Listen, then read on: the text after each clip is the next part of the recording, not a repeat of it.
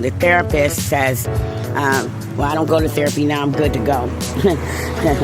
They said I'm good to go. Anyhow, the psychotherapist had said to me, because I feel like that I was more productive when I was numb and not crying and not feeling anything. Nothing. I mean, nothing. I mean, no emotions.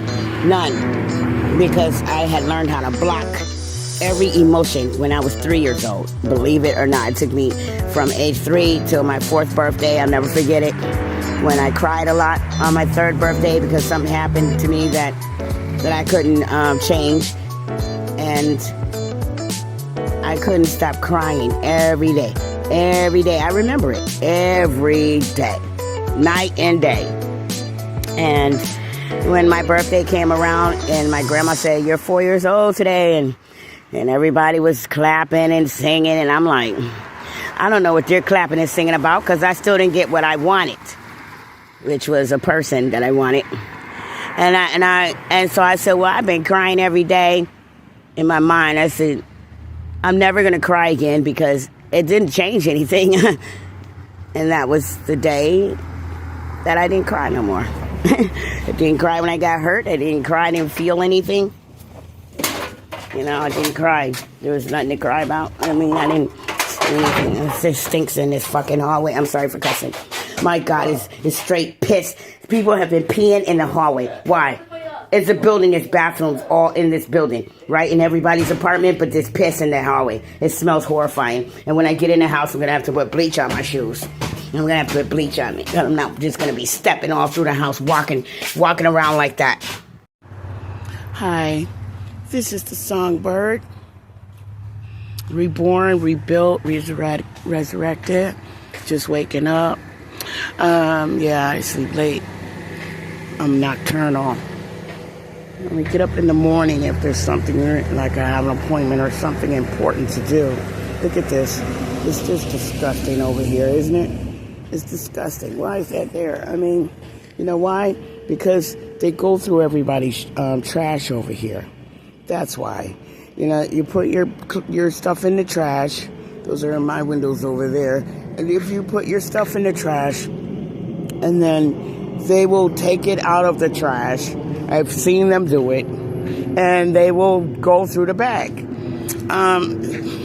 That's why there's a house down there. It's for sale. I don't want that.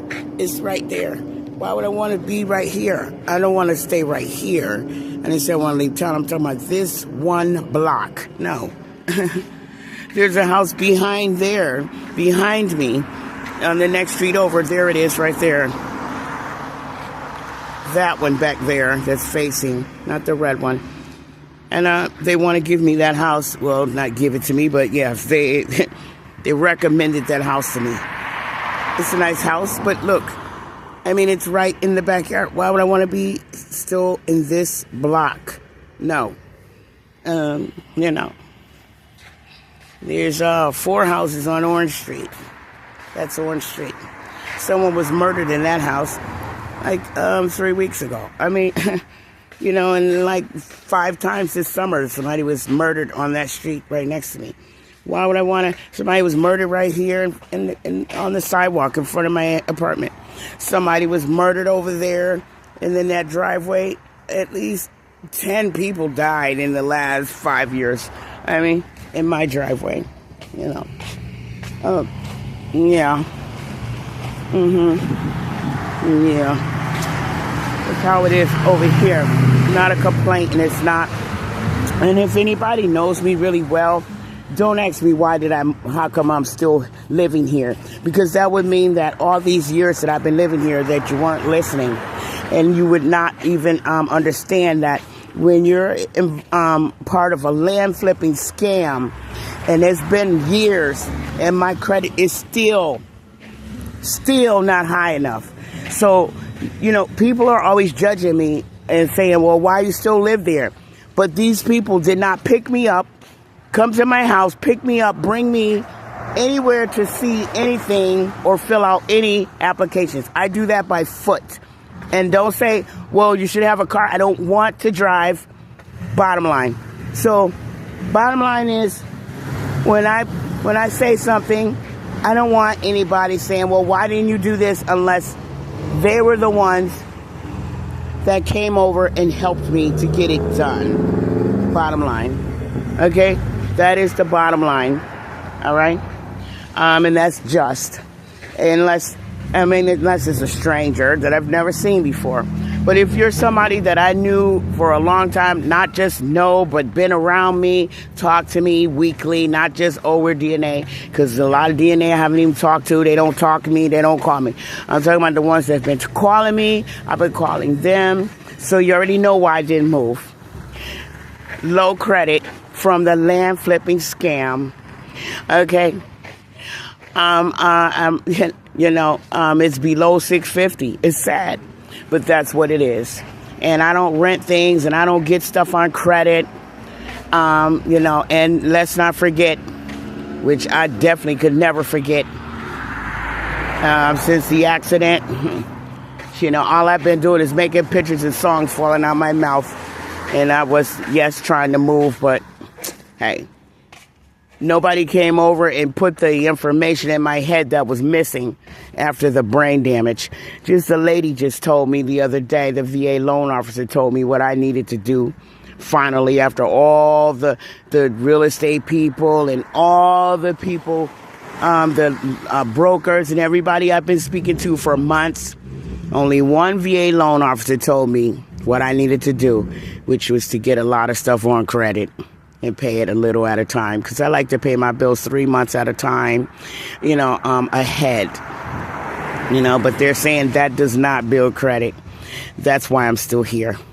Other than the fact that brain damage really scrambled my brains. But it didn't stop me from looking.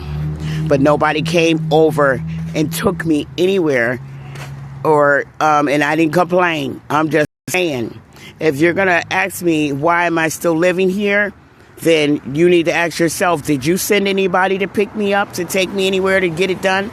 Did you remember that I had brain damage, or did you just think it was something I said just to make people feel sorry and you didn't believe it? Did you send anybody? Did you come over? Did you come over and say, I'll take you here, I'll take you there, let's go? If you didn't do that, then please don't ask me why. And look, in this deep snow, and people are asking me, really?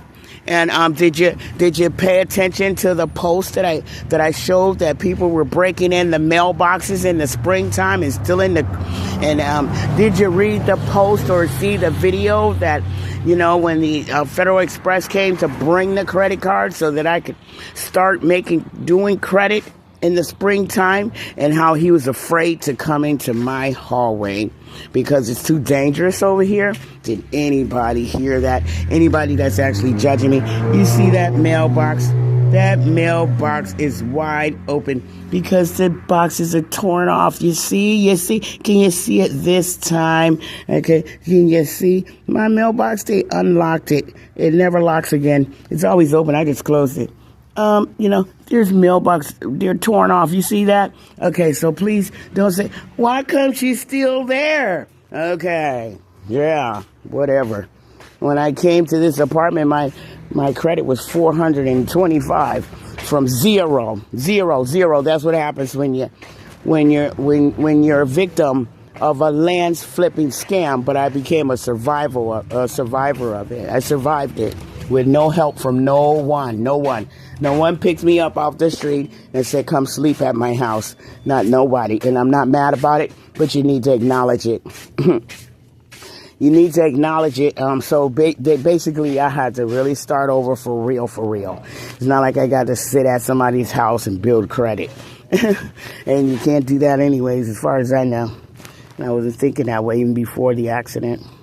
I wasn't thinking about nothing like that. I guess the little bit of credit I did have when I came here, I built before I died. So, until it happens to you, please don't ask me any questions like that. And definitely don't judge because you don't want it to happen to you. I remember when I was in my 30s, or when I was 20s. I was in my 20s and people were over here living in the tent city. And I used to come home and call my friends on the phone and say, they don't want nothing. They don't want nothing. They could have had a place already. They don't want nothing. They've been still sitting down there. I'm coming back and forth from Westfield into Springfield. And every time I came to Springfield just to get some hair products, and I'd see them. And I'd be like, they're still down there. They don't have nowhere to live. Do they want anywhere to live? And then the land flipping scam happened to me. That's what you get. See, that's called karma. That land flipping scam happened to me, and I will never, ever, ever, ever, ever judge nobody as far as why you ain't got nowhere to live. Why are you still over there? I will never judge nobody like that again. Never again. Because I did get karma. I got karma. No. Those brokers went to jail, but I still was standing outside, walking around inside in the street. Okay? And I didn't cry. I never cried back then. I didn't cry. I just started crying when I came back. I wasn't crying about nothing. Completely numb. Completely numb. So anyhow, they don't have what I want in that store. Yeah, completely numb I was before. And I wish I was like that again. I'm working on that. They say that you can't really do what you need to do if you're numb, but I don't believe that because I did more progress when I was numb. I wasn't, the only thing like the psychotherapist had told me, and no, they never put me on medication because they said I was articulate and I was good to go. They had many words and they were all good. None of them was crazy, none of them. Articulate was the biggest word. So, yeah, I'd like 2 cigarettes and 1 blue Bic. And I think I need a natty wrap. All right. Ding dong, ding dong, ding dong, ding dong. Christmas is here. Ha ha ha. Yeah.